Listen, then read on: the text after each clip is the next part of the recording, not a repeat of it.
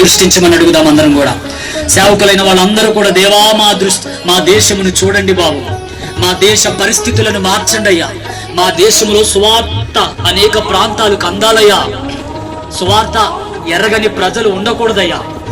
అందరూ ఒక చిన్న ప్రార్థన, అందరి వ్యక్తిగతంగా, ఇది అందరి ప్రార్థన, ఇది నా ప్రార్థన కాదు, నా అవసరత కాదు, ఇది దేవుని పిల్లలై మనందరి అవసరత కనుక దేవా మా దేశంను చూడండి అని ఒక్క ప్రార్థన చేద్దాం.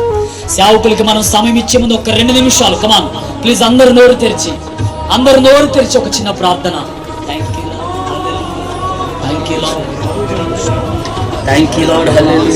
చేద్దాం, అందరము చేద్దాం.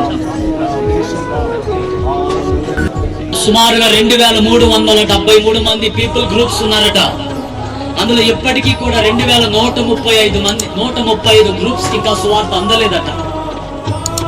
ఈరోజు మనందరి ప్రార్థన సువార్త అందని ప్రాంతాలకు సువార్త వెళ్ళాలి.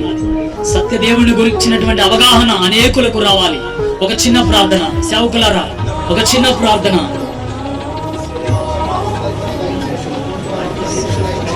నోరు తెచ్చి సేవకులందరూ వచ్చేద్దాం.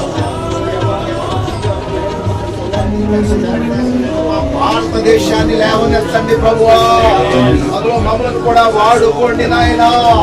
మీ పని కొరకు ప్రాకులాడే జీవితాలు మాకు దయచేయండి నాయనా. ఎల్లవూ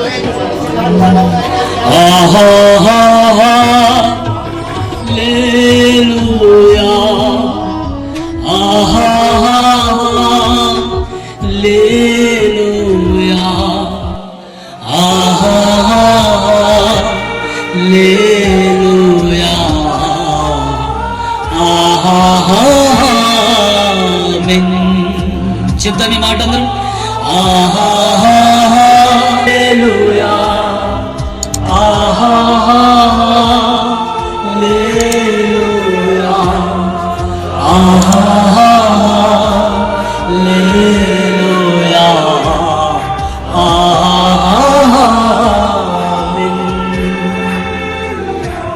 స్తోత్రం